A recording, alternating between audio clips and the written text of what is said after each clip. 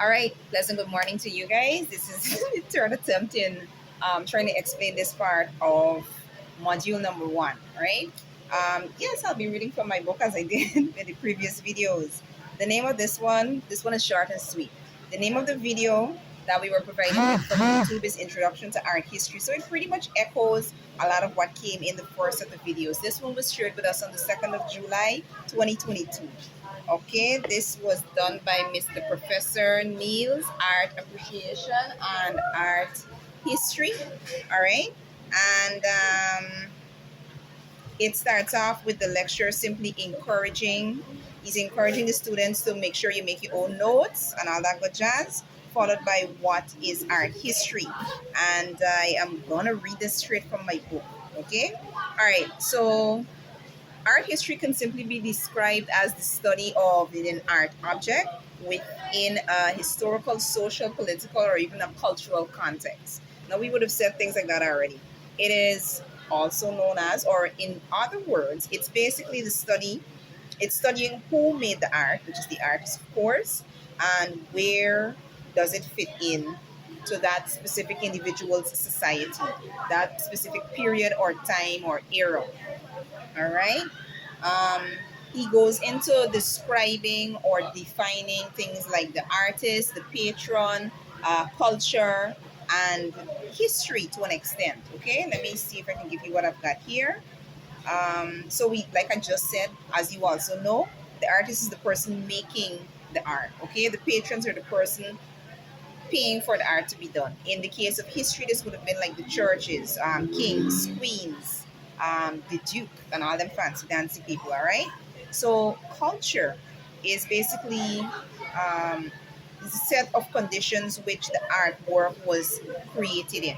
Okay, we would have already specified this to be like the society, the beliefs, and so on.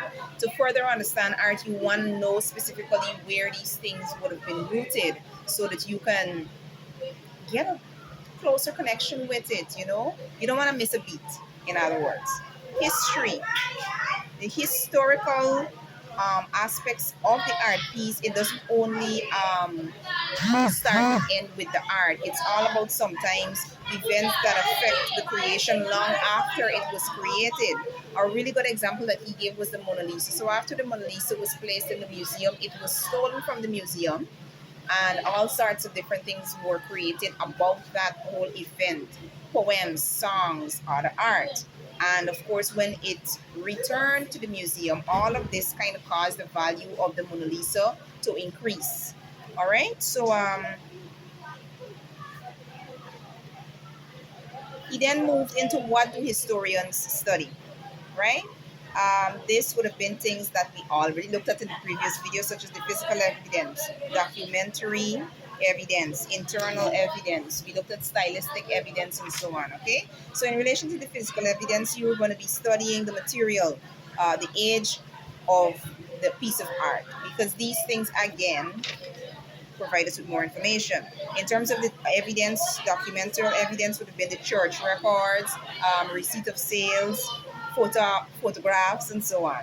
Internal evidence included things like the fashion of the time. Again, bringing back Mona Lisa. The dress that she wore in that specific painting would not be worn today. So it gives you an idea of the time, right? It's like we know that bell bottoms are associated or related to the 70s specifically, right? Certain hairstyles are associated with certain eras and so on and so on. Internal evidence, like I mentioned just now, would have been in that same stuff. Fashion of the time, recognizable people or architecture, the stylistic evidence. Again, this includes distinctive manner of artists or the era. So let's say we're looking at a Tulsi piece, right? He uses wide brush strokes or he uses narrow brush strokes. So we know Tulsi likes textiles, right? So most of his art pieces tend to be very clean and crisp. They're beautiful, they're neat. Maybe he uses specific colors, so on and so forth. Tulsi, when he put on a exhibition, call Miss Michael so that I could pull off this properly, right? Um, and a quick example here of the stylistic evidence that I've gotten written down in my book is artists in the Renaissance. Their style would have varied drastically from that of cartoons of pop culture, right? So we're moving on. Now, all of this at above gives us an idea of the art. You don't want to just study the art, but you study the time and all of this around it. Because at the end of the day, you, the student, or even the historians, can be described as investigators. Art history is a language. It connects us a whole lot better, all right?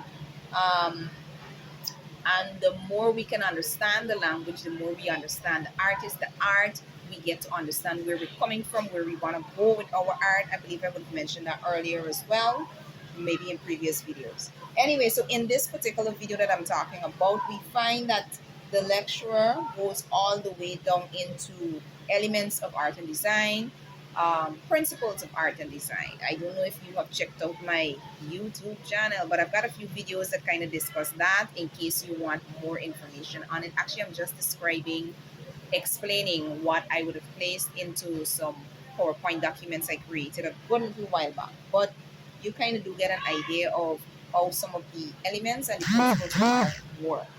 Moving on. So the professor now, when he's done with all the elements and he's done with all the principles that he's talking to us about, he concludes with representational art, abstract art, and then non-representational or non-objective art.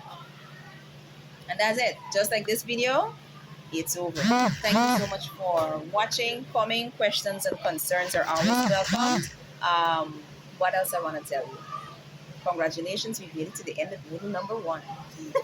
Look out for part 2.